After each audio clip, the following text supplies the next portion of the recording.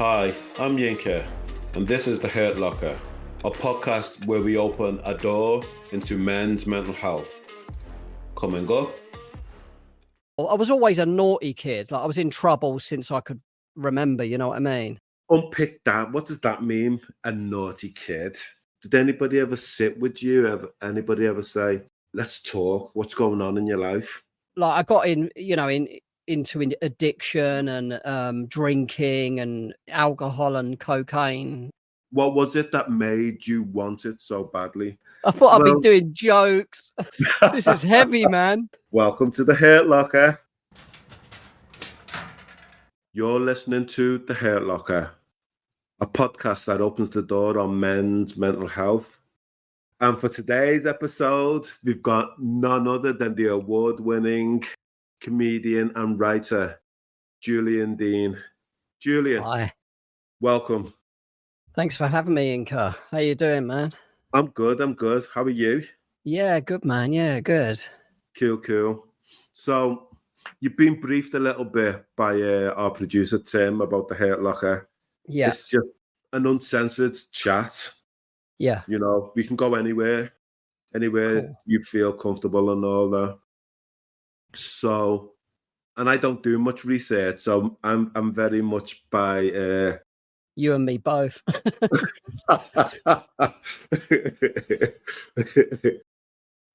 I'm very much seat of the pants. Just see where we go and that, you know? Yeah, same, man. Okay, cool. So, for the benefit of people who don't know you, who is Julian Deane? It's just some geezer. Geezer. I've been doing stand-up comedy for about 18 years. Yeah, I do a podcast with Carl Donnelly called TVI. That's going well. Yeah. I'm a dad. I don't drink. I vape. I drink espresso. I hit the gym, obviously. As I put my earbud arm up in the air. Yeah. So, yeah, I guess that's me. A little bit of me. A little bit of you. So, where are you in the country? I'm in London, southeast, Greenwich. Greenwich. I was actually down in Greenwich just in August and that, yeah. Oh, cool. I had a nice little excursion along the Thames and ended up at Greenwich and that, you know, so. Oh, nice. That was nice around there, yeah. Very nice around there. So where was growing up for you then? It was actually Greenwich I grew up. I was born in Australia, but I came to England when I was about 1, with my parents, obviously. And you weren't smuggled there? You weren't a boat person then, no? Nah. No, okay. I don't know, actually. I can't remember. Maybe I was. You might have had Nigel Farage on the side. Just washed up on the beach in Dover, nicking everyone's job. Yeah, taking all their girls. And exactly.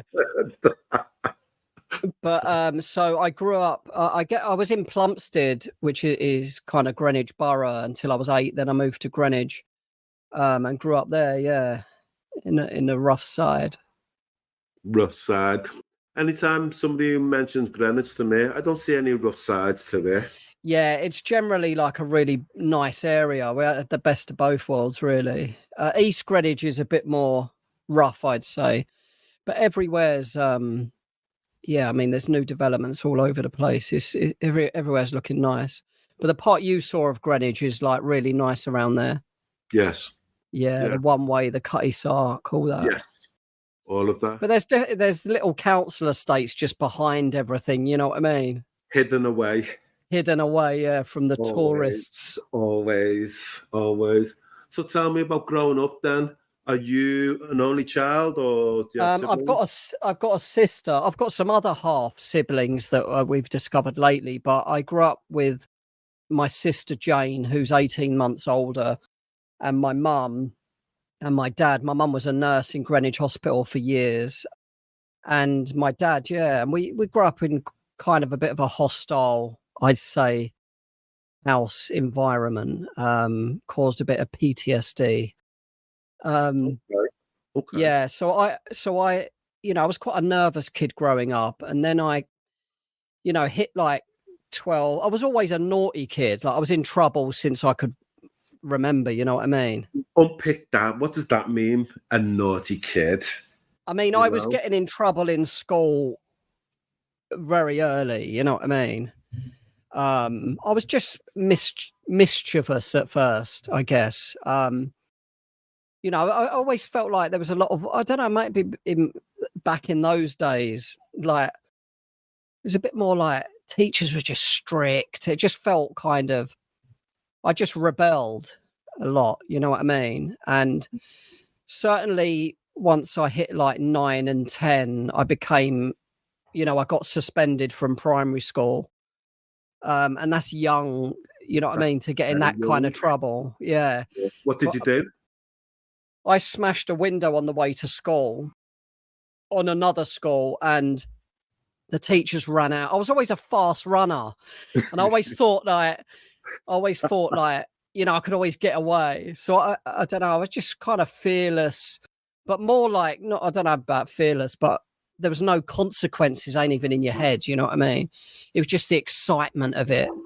Bit of an adrenaline, I think. I smashed the window and I'd just run off, and the teachers would chase you, just be swearing, running off like a little Asbo kid. You know what I mean? But then as I got into secondary school, I was a really nervous kid. I didn't like school. Sometimes when you got a turbulent house when you're growing up, it makes you fear the world a bit, I guess. So ironically, you just want to stay at home. But once I hit like early teens, I went off the rails a bit, like with my behaviour, and I got expelled for numerous things. The last thing kind of just was the last straw, I guess. I got sent to another school, secondary school. So I was in the 4th year in this new school. I got expelled from there, and then I went to a naughty boys school for my whole 5th year, sort of my GCSE year. Yes. I was in a naughty boys school with about 15 kids and about 5 teachers. And I really liked it there, man. You could smoke. There was no uniform, table tennis, school trips. They really treat you better, man. If you're naughty and get expelled and no school would take you, they treat you well, man. They end up thinking these kids ain't going to follow no rules. But yeah, and then so I went there until I was like 15. I left school, yeah. Did you do exams? Nah. No? I didn't do, no. I went back when I was 18 and I did NVQ level 2 in business. But I'd kind of grown up. By the time I was 18, I'd grown up a lot. You know what I mean? I got it out of my system quickly. Yeah, so I went, I got in trouble actually when I was 17 quite badly. And my dad was in Australia because they'd divorced. And my mum sent me to Australia for 8 months, and I got trapped there. That's an interesting word, trapped. Well, I was on literally though, I was on a one-way ticket. My mum said I'm going there for a couple of weeks just to clear my head because I'd just been expelled from college in Woolwich for setting a fire extinguisher off. And so she said, clear your head, go and stay with your dad for 3 weeks. So I got to, because I got an Aussie passport, okay, I could go there on a one-way ticket. So I got to Sydney, and then I slowly, as the couple of weeks went on, I slowly realised that, they're not letting me go back. You know what I mean? So it was like setting up a new life. And I ended up maybe a couple of months into that getting a job, first of all in McDonald's, and then outside the clothes shop on the microphone because they like the London accent. And I just saved up, and it took me 8 months, man, to get my one-way ticket back. Were you always determined to come back to Blighty? 100%, yeah. That was all that it was going to happen. Yeah, I mean, I looked into stowing away on a boat. I looked into doing a robbery. Like these were planned things. You know what I mean? Like my dad found a balaclava and something that I'd hit. I mean, it was crazy, man. Like, it was a very, I grew up a lot there though, to be honest. And I'm always grateful of that time because I came back, I had a lot of time on my own and I came back and just knew what I wanted more. You know what I mean? And, you get friends who are putting in who are like going into Feltham at that point. Yeah. Or like, drugs, Feltham. It was kind of that path I felt like I was definitely on. You know what I mean? Okay. So I came back and so I joined and then I went back to sixth form. Okay. And just settle down a bit more normal, you know what I mean? Before you continue, it's interesting for the benefits of listeners. When you talk, there's a reflection.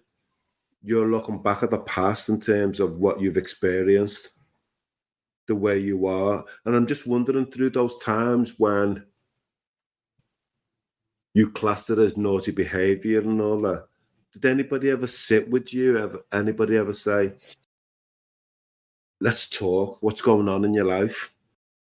You know what? Not really. Not really. My mum was she still is a very good mum. Like she was a nurse. She had a lot of issues with my dad. I don't know how she even managed it with him, but nobody actually did that. No. I remember once I was in trouble in primary school for throwing snowballs at cars, and my mum had to speak to the head teacher. And so I'm sitting there, my mum's speaking, and my mum said, "Oh, he's got a difficult home life." And the head teacher went, "Oh," and it was almost like that was an excuse for my behaviour. So I think in a way that kind of made me think, "Oh, that was easy," you know what I mean, to get out of being in trouble, basically. Okay, so there was an understanding that your environment and where you were growing up wasn't the best, as it were. Yeah, because I didn't even know that really at the time. I didn't know that my home life was, any different to anyone's. I'm just thinking there. I'm going to fast forward. But you, right at the beginning, you alluded to the fact that growing up was challenging, i.e., more than challenging, traumatic in some ways. I guess at what point in your life did you realise, damn, this was not a good environment to grow up in? When you see, I guess my behaviour was, I was always the problem, until I got to a certain age.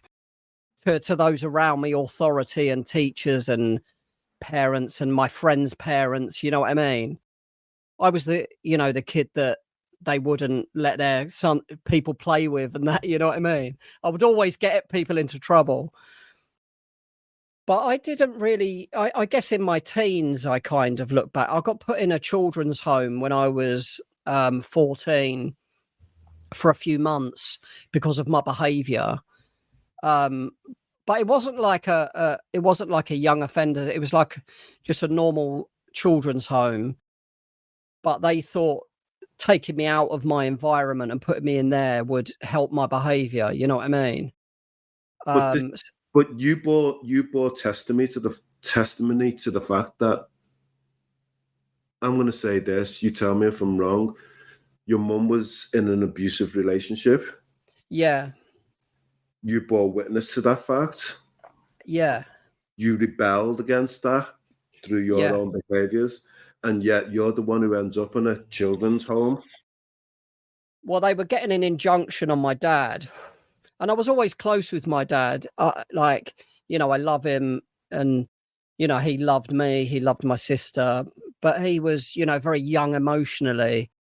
He died in 2009. We were there, and we were very close with him. He had a lot of good sides to him, but it was like, as I grew older, it was like, oh, he's about 9. Like I was older than him emotionally when I was about 15. You know what I mean? When I spent that time with him in Australia, I was like, oh, you know what I mean? I was more level-headed. Yes. And And what was the question? Well, I was just saying then, in terms of you're the one who ends up in a children's home, even though the environment that you're growing up in is quite toxic. Yeah. But testimony to the fact that your mum's in an abusive relationship, you're seeing that, and yet it feels like you're the one who gets punished. I was getting punished a lot, yeah. And I guess that, you know, it wasn't for no reason though. My behavior was, I was uncontrollable. You know, like I would just go to there'd be the naughty kids and then there'd be me, you know what I mean? Like I'd just take it to another level.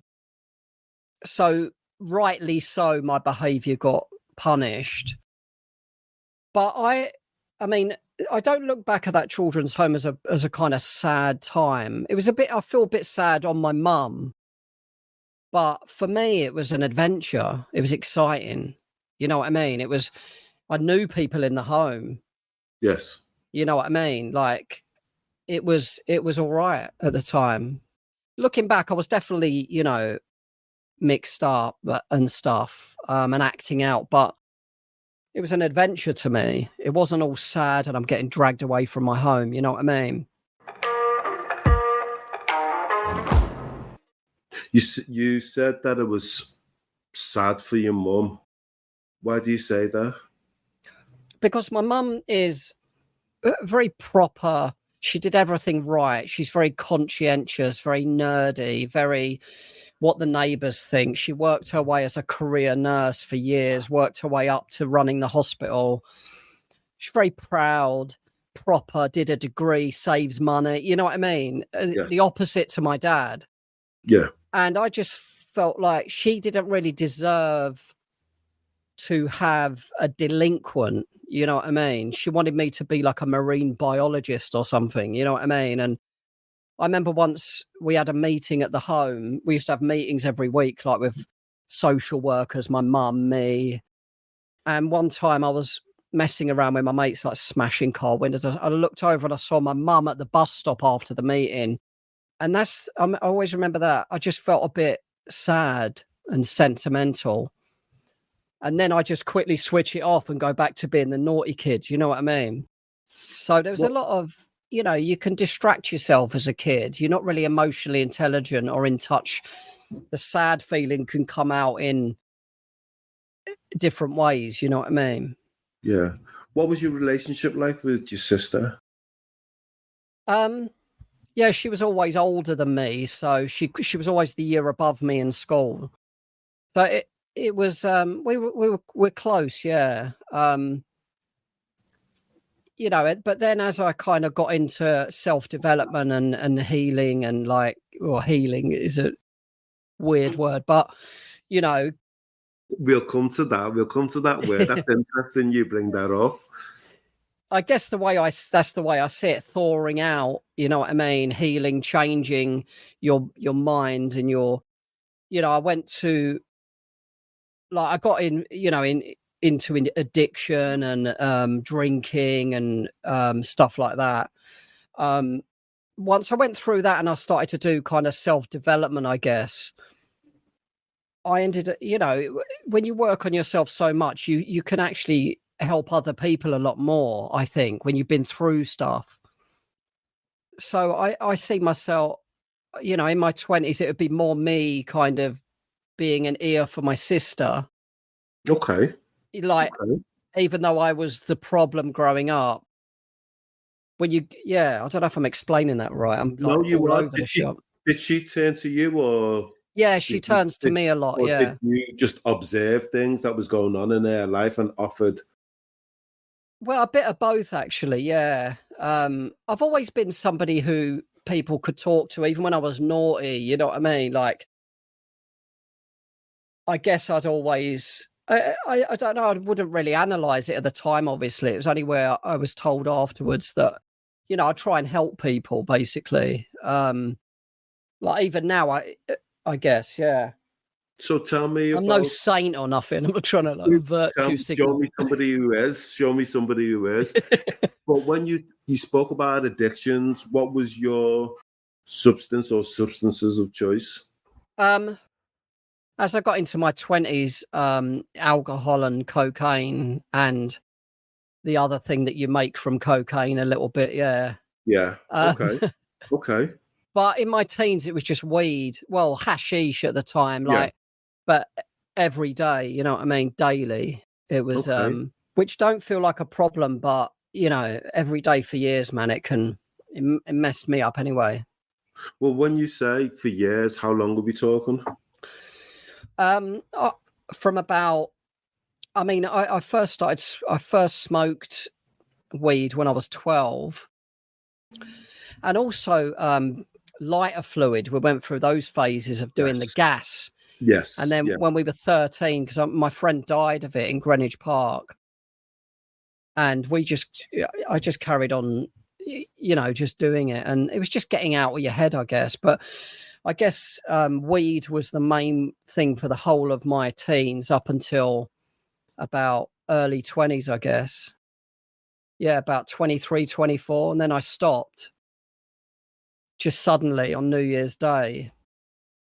And I started, you know, socializing a bit more. I mean, we were all like smoking it together. I was always with a group and stuff, but that's when I started drinking. Yeah. And I thought, drink, man, this is amazing. You know what I mean? Chat to whoever, like feel confident, uninhibited, or, you know what I mean? Everything goes away. And so I started drinking. Yeah. Okay. And then I did that. I drank not relatively that long compared to, you know, other people I know, because I'm in recovery now for like 20 years. So can I be honest with you? You don't look old enough. oh really? I'm being honest. You don't look Oh, old enough. I like the way you pulled your shoulders back then. Yeah, I'm loving that with your bicep. I've been doing shoulder press at the gym, man. I'm trying to see how they're looking. But you don't look old enough. So Yeah. okay. So I went into recovery in 2003, the first meeting I went to. So before that, I guess a decade of drinking. Whenever I drank, there were problems, but I weren't like daily drinking. It was more like binges. But towards the last couple of years, they were getting more frequent and longer, and you know, they were affecting. Somebody said if they're costing you more than money, you got a problem. It was costing me a lot, like job, relationship, home. I had 2 little boys then. You know, it was it was a hard one the last couple of years. I went to Belmarsh for a couple of weeks for drink driving. But that was, you know, that just sounds like that was nothing really. It was more sort of, I just couldn't stop. You know what I mean? No matter what happened the next morning, I'd be like, oh the remorse of it. And then 2 days later, you forget, you know what I mean? You're on it again. And that went on for a few years. Okay. So I definitely had a problem. And then I went into a recovery meeting in 2003. And I just got stuck in, man. I wanted it bad. You know what I mean? What was it that made you want it so badly? I just knew my own mind and I knew my own feelings. And it was like I was a slave to it. And I wanted to get a handle on it. You know what I mean? I didn't like the person I become when I was drunk. I'd do things that I wouldn't do if I wasn't drunk. I just knew that I was dangerous to myself when I was drinking and on drugs. I knew what I was capable of, the thought processes, the uninhibited, fearless, almost like I wanted, you know what I mean? Like I'm just bringing it on. It was like, yeah. So it was, I knew something had to change. And had the pathway for coke, etc., already started then? And you'd already gone down that pathway? Oh, the coke and stuff. Yeah, I'd been, I was on that. That went with the drinking. Yeah. Can I go back a little bit? Of course. You said... I thought I'd be funnier, to be honest. This is all quite, it's nice though. I like it. I thought I'd be doing jokes. Oh, you thought? This is heavy, man. Welcome to the Hurt Locker. That's good. you mentioned, and you just kind of skimmed over it when you were around 13, losing a friend. Yeah. Were you there at the time? I wasn't there, no. I hadn't seen him for a while, like a couple of months, because I'd got expelled. So I hadn't seen him, no. And I never actually did the same thing with him. I was doing it separately. Yeah. Yeah, but it did at the time, to be honest, I don't know, it didn't stop me though. That's what frame of mind I was in. It just, and he was a healthy kid, like he was a boxer. He was a good boxer, man. Like he was the hardest in our year. I used to arrange fights with him. I used to love it. I felt like I was like Dana White in hindsight. And he had a fight with the other hardest kid in our year. And he was a healthy, he had abs, he had pecs, you know what I mean? He was 13 and he was jacked. And like, so it, you know, over the years, I've thought about it a lot more. At the time, I don't know, man. I'm just doing what, I don't know. It didn't make me stop, no. What, I mean, looking back now at that period of time, what do you feel now when it comes up, when it rears its head? It's a thing that I think about, or like I have spoken in therapy about a lot, I guess. But you know, maybe enough now I've spoken about it, but just to my mindset and who I was, it definitely feels like a past life. I'm just it's a little bit not completely resolved. In what sense? In that I can't quite make sense of my behavior and what I was doing, you know what I mean? Just this complete carelessness. It was like me v the world. Like, you know what I mean? Any authority and the whole world, basically, you know what I mean? You were putting two fingers up to the world. 100%. And I was also at the same time as you might have, if you, for people who were around me or whatever, they might have thought I was a funny, crazy. I mean, people thought I was crazy. My behavior, I was actually I knew what was going on inside. I look back as me being really sensitive and scared. Good. You know what I mean? Absolutely. But you would have thought I was a piss taker. I was loud. I was outgoing, and I wasn't. I was very introverted. I was very sentimental. I was very sensitive. I was very fearful, self-conscious. You know what I mean? All of these things. So where did this bravado come from then, do you think?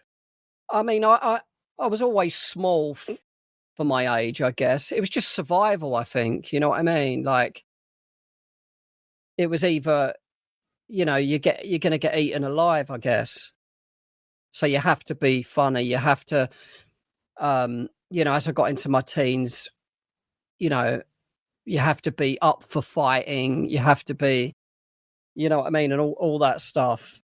Or you get eaten alive. You know what I mean? And where you're up for fighting. Yeah. Even I was actually scared, man, but I definitely people Come on. People might have thought I always had an interest in fighting since, like, from Monkey Magic when I was about 4 years old. You know what I mean?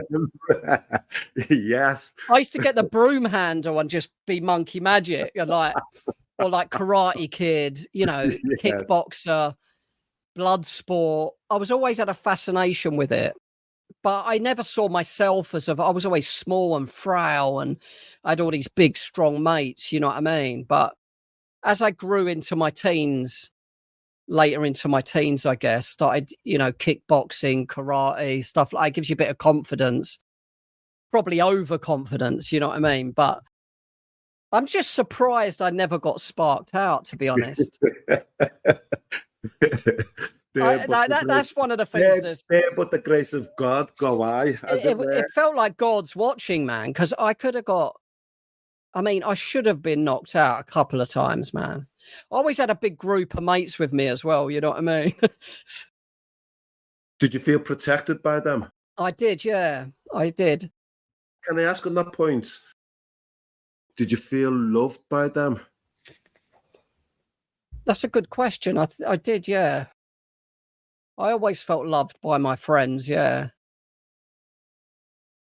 And was that something that Loved and popular and respected, and you know what I mean? All of that. Yeah, I did. And was that something that wasn't to be found at home? I did feel love. I did, yeah. Maybe there's something in it. Yeah, Yeah, go on. it's different. It's different. Yeah, there might be something in that. Yeah, definitely. You've mentioned being sober for the past 20, 21 years and all that. I had a couple of years in the middle of that where I sort of experienced, like, I went on a bit of a journey with like psychedelics and DMT and ayahuasca and all that stuff. Yeah.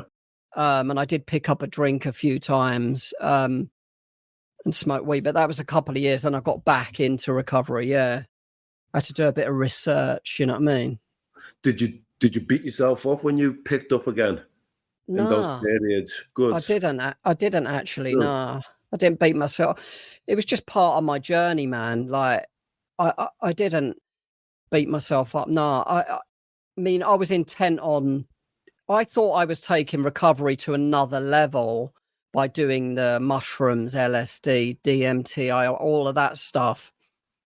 And then the more, I went to sort of mad places on it. And it made me realize, oh, the answer is right there in front of me already. You know what I mean? It is meditation. It is prayer. It is learning in this reality. This is what the game is played. It's not played in the seventh dimension with the mechanical elves. You know what I mean? The 36th chamber, as it were. Yeah. Exactly. And Pluto, where you're blowing you become God for an hour. Like, it's the game's played helping other people in this reality, making a cup of tea. This is where the GTA game is played. We're in it. You know what I mean? 100%. There's so many things. I just like going backwards and forwards and all of that. Of course, man. That time in Oz with your old fella, those 8 months, you said emotionally that you found yourself to be more mature, far more emotionally more mature than what he was, intelligent than what he was. Was there ever a time whereby you come to loggerheads with him?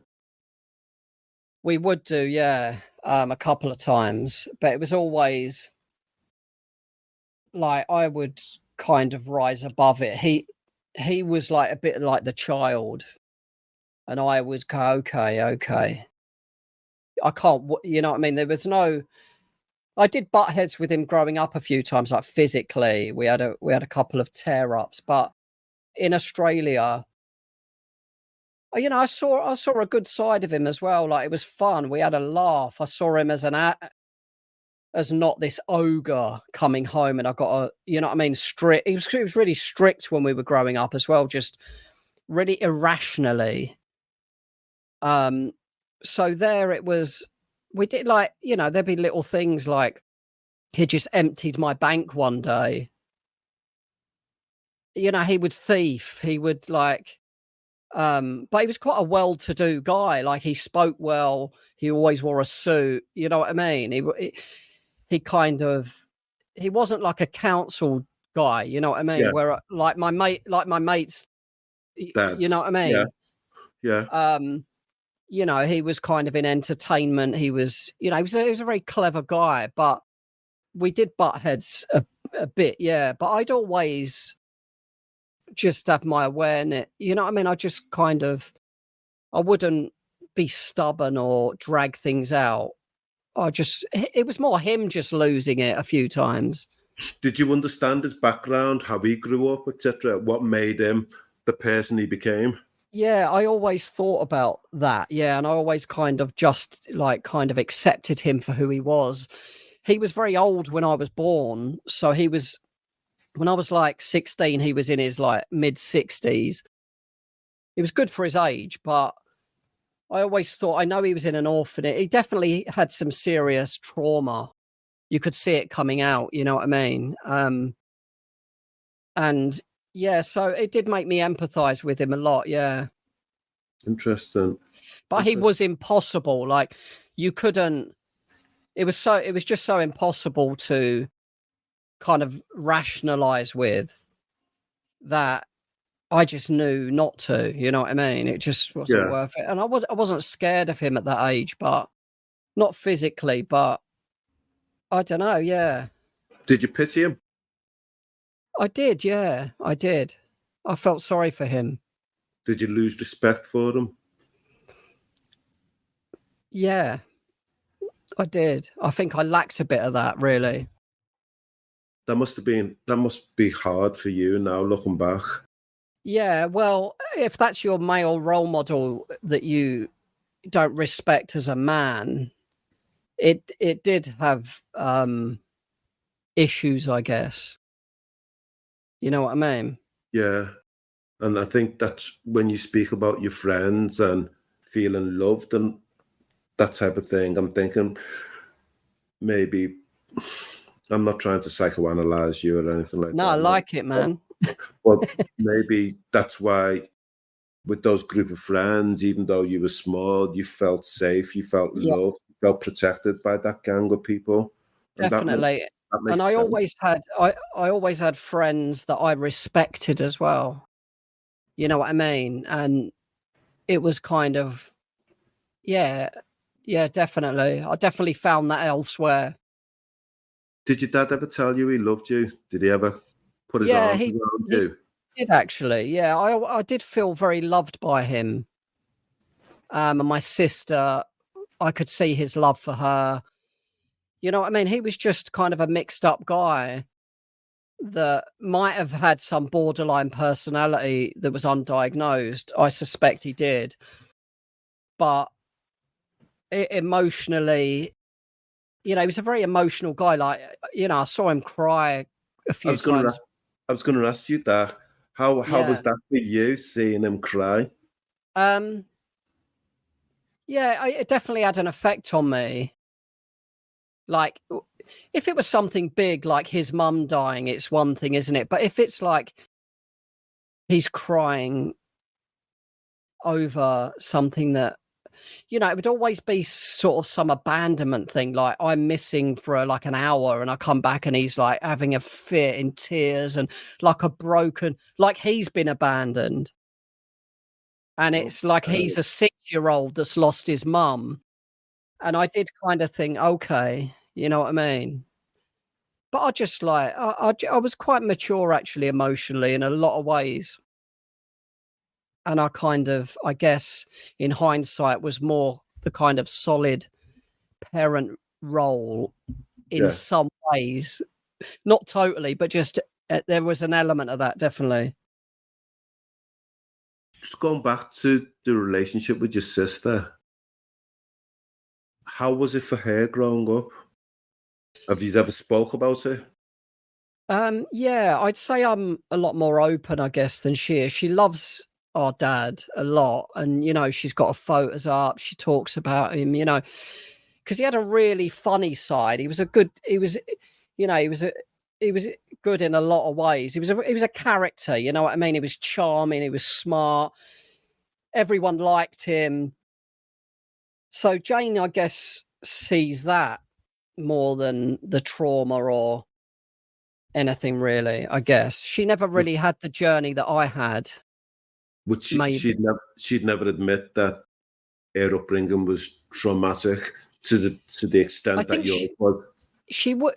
I guess she would do. She would do, yeah.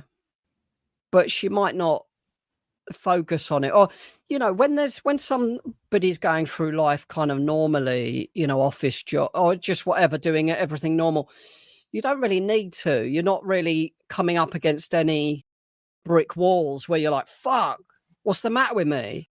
And then you need to look at it.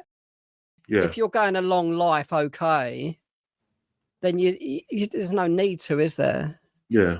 So I guess the reason I've dissected it so much is because of the trouble that I've been in, the addiction, you know what I mean, the police growing up, the children's home, the Australia, you know, all of that stuff.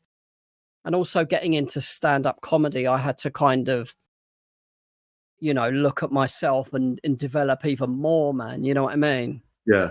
We're gonna touch on that in a minute. What about conversations with your mum about your upbringing? Have you ever had them now, or has that been a? We have here and there, but you know, I don't think she's got anything to feel bad about, so I don't want her to either. You know, she was a good mum. She still is. Like, we're very close. I see her, like, I drive over there once a week at least. Nice. Does she get you? Does she understand you? I guess so, yeah. I guess so. I guess a part of me still trying to prove something, you know what I mean? As a lot, we all are. Go on, explain. You're smiling as you're telling me that. I don't know, like, I want to be the son that she deserves, you know what I mean? And I do, you know, I'm a good son today. 100%. Yeah. She loves you. She does. She loves you. You know, she worries about me and 100%. And all of that stuff, you know what I mean? 100%. She's still got that naughty boy in her head though sometimes, you know what I mean? Like, oh, Julie, you know what I mean? I'm like, Mum.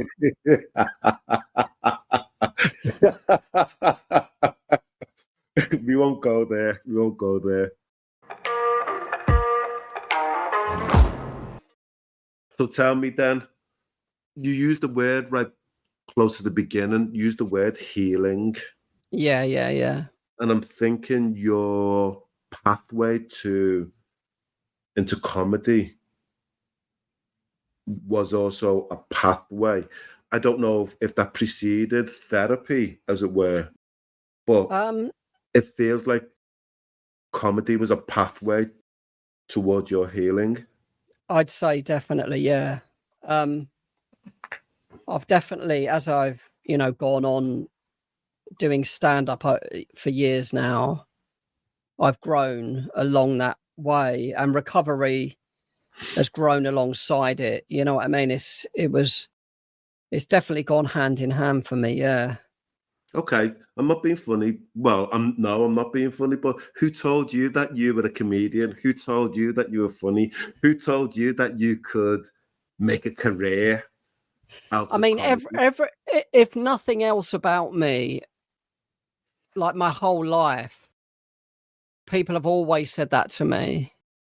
Even teachers that didn't like me, they would be like reluctantly, I'd say something and the class would laugh. You know what I mean? Like they've always said that. I've always made my mum laugh no matter what.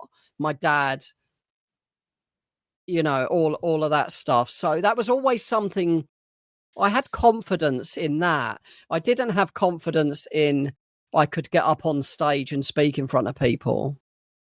You know, that took a lot, man. That took a lot of fucking NLP, hypnosis, praying, meditating. You know what I mean? It took a lot of that, but I always thought I was funny. Yeah. Can you still remember your first gig? The first time that you stepped up on stage and how you felt? Yeah, it was the last day in November in 2005. It was a Sunday and it was in Chalk Farm above, I think it was the Enterprise. Okay. Yeah, and yeah, and I was so nervous. I'd rehearsed my set so tightly. I knew it back to front. It was like about 3 minutes or 4 minutes long or something. And I got up on stage and it was only after the gig, somebody said to me, your eyes were shut for the first half of the set. I didn't even know, man. My body was like, no, you know what I mean? And it was only afterwards I went, oh, I must have just got up and closed my eyes. I didn't even know. Oh shit. But I did it, you know what I mean? And it was like a fucking hit or crack, you know what I mean? Afterwards. Yeah, a proper adrenaline rush.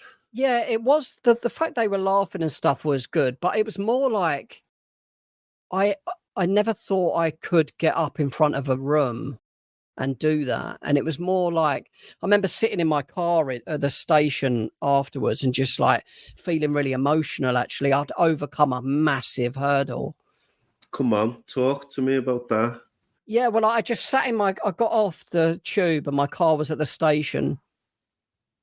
And I just sat in my car for a minute and just was like, whoa. Like I'd overcome a massive hurdle, like a big block that I had, you know what I mean? And I felt really emotional at the time. And I know some people get into stand up and they just get up and do it or whatever. People are confident. It was a real, and then the next night I did another gig and, I was over, I just felt like, cause I just sobered up. I just got sober as well. Yeah. So I guess, when you give up substances and stuff, your feelings are more intense, maybe. Of course. And you haven't got a crutch? No, I didn't have a crutch. I was a rabbit in the headlights and I was doing something, like going into an office in work was scary. Going to just commuting to work, I was anxious. So, when I first started, sobriety and getting up on stage, that was just a whole nother level. So that was big for me. Yeah. Okay. But you've gone on to be award winning. You've been on world tours with, is it Paul Chowdhury? Yeah. You've been, how was that? Being in an arena setting to thousands Yeah, I mean of that people? again, yeah, I'd been going for a few years then, but yeah, that blew my mind as well. It was like, there's been so many things along the stand-up journey that has just made me, I'm comfortable now with it and I can tell how far I've come that I'm not even thinking about the gig on the day, you know what I mean? I think about it like 20 minutes before I'm on stage. That's just come with a lot of experience, I feel so much more confident in the world, talking to authority or talking to just interacting as a member of society. You know what I mean? Do you feel as that you're part of society now? I do. Yeah, I do. Okay. I'm a good dad, a good son, a good friend, A good a brother. good stranger, a good brother, you know what I mean? And all that. And I'm definitely, got my faults and stuff. Haven't we all?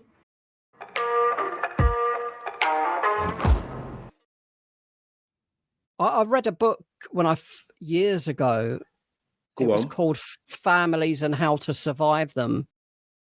And it's Go by on. a psychiatrist called Robin Skinner. And John Cleese actually helped with the book. But when I've been to therapists, it's been on all of their shelves. It's quite a good book. Okay. But that kind of made me see where I was at, sort of how far down I was, just in terms of emotionally and mentally healthy. Okay. And it was alarming. And I was like, shit, man. And then kind of that might have planted a little seed. I want to get as emotionally healthy as I can and mentally healthy. And I think that I've come a long way, yeah, since that. The pathway to therapy, before you embarked on that, how was it for you? What was your attitude towards therapy? Was that something that you sought out for yourself, or was it somebody who knew you had said, Julian, do you think you might benefit from talking to somebody? I remember as a kid, they sent me to a child psychologist and I just weren't, you know what I mean? It weren't even on my radar, man. I'm just going because I'm told to go there. It was me, actually. I was drawn to it. So I'd ask about it and I'd hear a friend is in therapy. So I'd go and speak to them, get their therapist number, ring them. That was my first time. Yeah. My friend was going through it. Somebody I was just met doing stand up and I was drawn to it and I like sought it myself. Yeah. And how was it going through? Was it online or was it face to face? It was face to face back then, yeah. And I went to her house, sat in her room, and just blurted out. And she said, "Yeah, you've definitely got PTSD." I was like, "Oh, okay." and she was like, she was more surprised how I didn't stay on that pathway that I was on. She was like, "How did you? What happened? Like, how did you not go down that road? You know what I mean? Of sort of Feltham, all of that stuff." Which was an interesting question. I don't know. I'm sure you do. Well, I'd like to say, but I just had determination that there was a better life, and determination that I could see my parents' kind of defects, determination that I know there's another way. You know what I mean? There's a healthier frame of mind to be in. I guess hope, determination. I was definitely had determination. I keep saying that word. No, that's okay. I felt like I had my eye on a goal. Whether it might have been instinctive. You know what I mean? Who knows? But yeah. Did it feel scary opening up to a stranger, or you just felt this is Not my really. space? Yeah, not really. It didn't really feel scary, I don't think. It felt scary going into a recovery meeting. I was like a rabbit in the headlights, and everyone was around all happy, but it didn't feel scary talking one-on-one with someone. No, there might have been a bit of anxious feelings walking to the door and stuff, you know what I mean? But not actually eye contact with one person. I think it was all right, yeah. By the time you had walked through that door, were you at your lowest, as it were, or had you already been to your lowest and then realised I need support to climb back up again? I guess I was definitely not in a good way, but I wanted answers. You know what I mean? I wanted to resolve. I wanted to heal. I wanted to grow. I don't know if like that was my rock bottom as such. It was more like I might have had a rock bottom, and I just, it was just another layer. You know what I mean? When you look at sobriety and you look back over the years of self-medicating, whether it be coke, whether it be alcohol, whatever, can you reflect now and think, well, this was my way of self-medicating, this was my way of not confronting the pain, the agony, the anguish that you were in at that time? Definitely, yes. And I do look back and kind of think I was lost. My energies were focused on that. It was just naive and lost, really.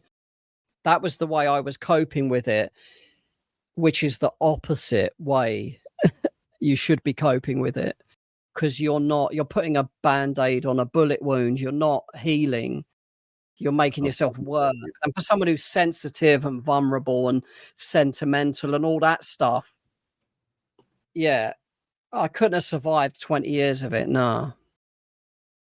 On that point, I'm just going to be direct there. Did you ever contemplate suicide? Not really, not seriously, no. What does that mean? What does that mean, not seriously? I mean, I might have had moments like at my lowest of like, buses going past and problems over but like the therapist said to me once, like, have you thought about suicide? I was like, yes. And then she said, have you planned it at all? And I said, no, I've never planned it. So I do think there's a big difference between a thought and planning. You know what I mean? Spot on, and I'm glad you said that. There's a difference between the thought, the plan, and the act. Yeah, exactly. There's a world of difference. And what I like to say to people is that whether society acknowledges this or not, a lot of us do have thoughts about suicide. A lot of us, and we need to normalize that. Yeah. The issue is then when it shifts from a thought to the plan to the Yeah. act itself. Yeah. That's when we have to up our game, as it were, in terms of interventions, in terms of support and all of that. Yeah. How does it Definitely. feel? How does it feel acknowledging that? It feels okay. Yeah. Thank you for sharing that. Because here at the Hurt Locker, what we want to do, we want to normalize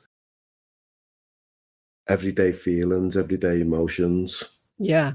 because it's important for people to know that they're not alone. Yeah. That as successful as you are, that you can also find yourself in those depths of despair, Yeah. you know. Definitely. You use the word, you've used it a couple of times now, healing. You've alluded to prayer. I don't know if you're religious or not, but you've alluded to prayer. You've alluded to meditation. What does the healing pathway look like for you? What has it meant that you've had to change, that you have cast to one side, that you do now, and that you do on a regular or frequent basis? I mean, as weird as it sounds to a lot of people, certainly my friends or people I know, I've always prayed since I was a kid. I don't know where I got it from. I might have got it from my school because we used to do the Lord's Prayer in assembly. What, our Father who art in heaven, hallowed be thy name. Yeah, that Okay. one. I still Okay. do that. Yeah. But I think if nothing else, whether someone's religious or they believe in God, I do think there's a power to that. I think there's a power to humbling yourself and having whether you're talking to the other part of your brain or God, if you believe, then that's helped me a lot over the years. Yeah. You know, What? praying Okay. as a kid, just an anxious kid, as a teenager in Australia, right? You know, a lot, like just throughout every stage of my life, I've always done that. Yeah. And it feels like you've took a lot of strength and solace from that. Yeah. That things can be better, that things will be better eventually. 100. Yeah, definitely. Tell us about the meditation. Well, I got into Eckhart Tolle probably 2010. I first discovered him, The Power of Now. 100%. And that was an anxious time. I did the audio book, then I did A New Earth, then I did His Stillness Speaks, then I did every one of his seminars I could find, hours and hours and hours. But there was definitely a shift in me, you know, and I've recommended him to a lot of people, but he doesn't resonate with everyone. I think, you know, find your own flavor. It might be Tony Robbins, you know what I mean? It might be Jesus, it might be Allah, you know what I mean? It's true. It's But true. like his teachings were just so pure for me. And, you know, yeah, so that kind of led me into meditation, or just being conscious of your breathing, or just conscious when you're doing something, being in the present moment, the infinite. That mindfulness, yes. Yeah, mindfulness is what it's called, I guess, nowadays, isn't it? But just don't live in tomorrow or yesterday as much as you can. You know, the brain goes there anyway, like, but just bring yourself back to the moment, you know what I mean? And I'm not always successful. I'm glad you said that. I am glad you said that, because sometimes working with clients say, oh yeah, I tried a little bit of mindfulness, trying to be present, and it doesn't work. Yeah. And I'm saying, but you need to practice.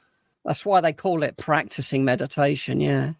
Because really the meditation is there for when you're in real life. You know what I mean? It's like helps you just respond and not react. Spot on.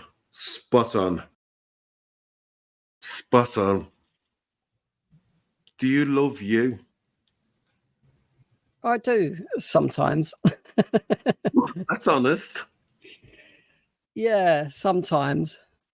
Why the hesitation? Because there's been times, I can be fragile. I can have the rug pulled out from under me. You know And what I mean? how do you respond to that when that occurs? I go back to the basics. If it's really, like say if you're grieving or something, like something harsh, like you're gay, you know what I mean? You can feel your heart beating out your chest for like a few months, like you're in a bad way. I just go back to the basics, I guess, and I know this too shall pass. Okay. And I just, you know what I mean? Try not to indulge too much in anything that's bad for you. Try to stay, have a bit of time off the internet, eat healthy, look after your body. At least that you can control that. Yes. You can control what you eat and what you do physically, and know that life is painful sometimes. I think life is pain. Yeah. I think life is pain. Can I ask, who's the most important person in your life? I mean, my children would be, I'd walk in front of a bus for them. So, But you can only pick one person. to stop the bus to get on it. You can only pick one person. Who's the most important person in your life? I mean, I can't pick one of my children, can I? You can pick whomever. I've just put the question out there. I'll pick my youngest child then, because you got to be most protective over them. Okay. If I said that you were wrong, if I said the most important person in your life is you. Like it. Well, I'm the most important person in your life. Is that what you mean? You're the most important person in your life, yes. Does that feel selfish?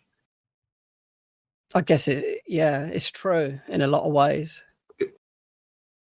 It's in all Because ways. I can't be there for my children or my friends or my family Go on. or anyone unless Go I on.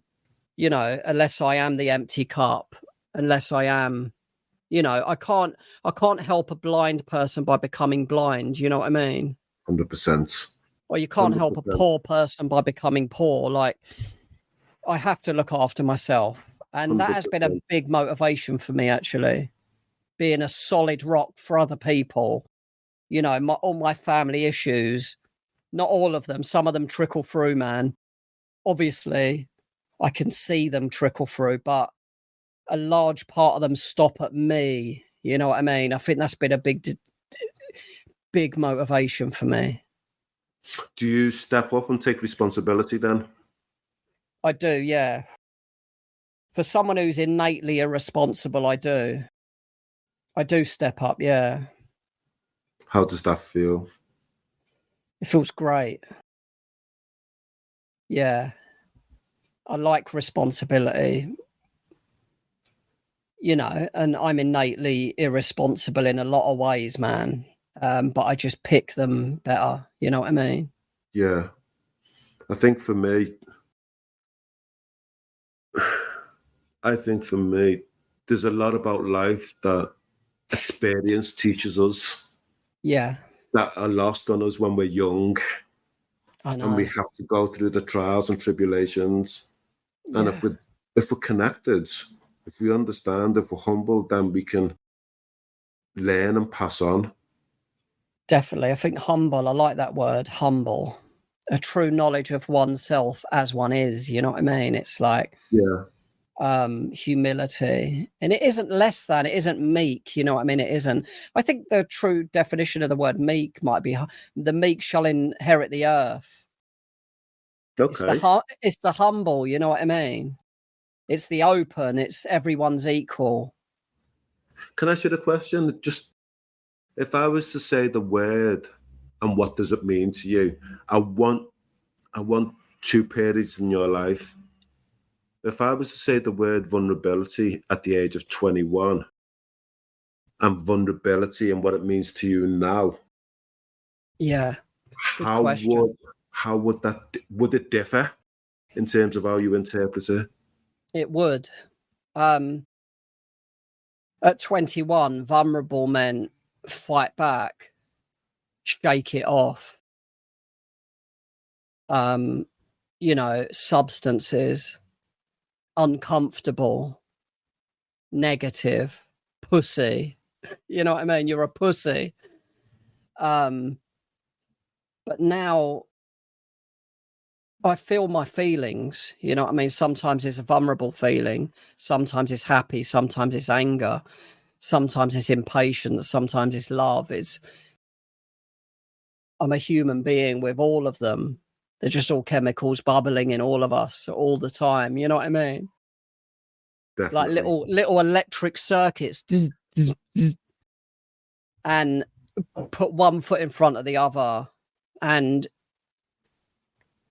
whatever feeling it is, you're feeling alive, aren't you? You know what I mean? Yes. And we're breathing. And we're grateful for that. And we're grateful for that. It's funny, you talking about chemicals and energy, and I was at a conference with I don't know if you ever come across his readings, Gabor Mate. Yeah, I have, yeah. And that's exactly what he spoke about, with just cool. a composition of just energy. Yeah. Configured in all particular ways. Yeah, going through our own filters of our experiences. Like anxiety and excitement are like the same energy, aren't they? But they're just going through different thoughts. Yes. So you can change track, you know what I mean? And just step to the side. Hang on a minute. I might be just really excited. Yes. You've got children. How are you as a father? I'm a good dad. Yeah, I'm there for them. What makes you a good dad, aside from being there for them? I'm supportive. I listen. I try, just the physical side of it, like the health and all that. I try to motivate. I guess in a short way of saying it, I listen, I understand, and I'm there for them. Yeah, I'm not the best dad. I'm not a strict dad. I can be irresponsible, but like my daughter didn't want to go to school a couple of weeks ago. She was upset and I didn't like seeing her anxious. And I was like, well, let's go bowling then. Don't worry about it. Like, you know what I mean? I was like, I don't care. But don't cry. Let's go. I'm not going to take you in. I'm not going to drag you in. I'm a mate, which, some might say that's not, you shouldn't be their mate, but I am her good friend.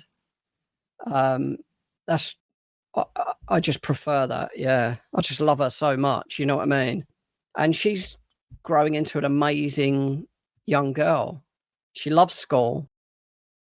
But if she's anxious for some reason, don't worry about it. If she's anxious for some reason, then she's anxious for some reason, and to acknowledge that. Exactly. And I'm not, come and get me authorities. You know what I mean? I'll take her out. I'll play it forward. I'll take her out of school. Don't worry about it. Yeah. But I want to protect her from being forced. She was anxious, man. It was genuine. She's very honest with me. We've got a really close relationship. I took her to Paris for Valentine's Day because she wanted to go. And that really helped her, when she came back, she got straight back into school and it was problems with school before that. And it was instinctively, in hindsight, the right thing to do. You know what I mean? So I've got to listen to my heart and trust our relationship. How does that feel? Trusting your own gut? It feels good. It feels good. Yeah. It feels like, wow, man. Powerful. Yeah, definitely. Julian, we're coming to the end soon. You've been a great guest on the Hurt Locker. You've been a great host, man. Some good questions. Thank you. Going back to you as a child, I'm thinking 8, 9, smashing school windows, running away from the teacher and telling them to F off and all of that. If somebody could have sat down with you then if they could have sat down with you then, what bit of advice would you have loved them to have offered you? Maybe I don't know about advice. It's a hard one to what I would have listened to. But Yeah. maybe they could have started off with just giving me a big hug and saying to me, no matter what you do, no matter what you've done, I love you. And holding me for a minute and just saying that. And then that might have dropped me my defenses. And then we could go into some advice maybe. That's beautiful. Can I ask, have you come across a book called The Boy, the Mole, the Fox and the Horse? No, I haven't, no. Can I ask you to check it out? The Boy, the Fox, the Mole and the Horse. Merely The Boy, the Mole, the Fox and the Horse. Ah. But if that one. That one, not the other one, that one. Ah. But you know what? Just you saying that about the hug. Mm. If you look at this book, I think it will speak volumes to you. I will. It will speak volumes to your daughter and to your other children. Thank you. No, thank you. How's it been for you being on the Hurt Locker? It's been great, man. I've enjoyed it. It's like I didn't know where we were going to go. I thought I was just going to talk. I like all the stuff that I've said. It's not like it goes around my head. It was just kind of you drew it out, yeah. But it's good to kind of see where I'm at, yeah. It feels that you're on life's journey, but you're in a good place. You're in a good direction. Yeah, I feel that, yeah. You know, I could have touched on working with Morgan Spurlock and all of that. Oh, yeah, that's all. Yeah. But you know what? It's been great to have you on the Hurt Locker. And I hope sometime in the future we can continue our discussions some more. I'd love that, man, yeah. Okay. Thank you. Thank you, man. The Hurt Locker is a safe space for our guests to openly share their mental health experiences. If you have been affected by any of the content in this recording, then please reach out for support. If it is an emergency, dial 999. If you would like to talk to somebody today, then please call the Samaritans on 116 123. Stay safe. Thanks for listening to this episode of The Hurt Locker. Please give us a rating or share with another listener. You can also follow us on Instagram and Facebook at The Hurt Locker Pod.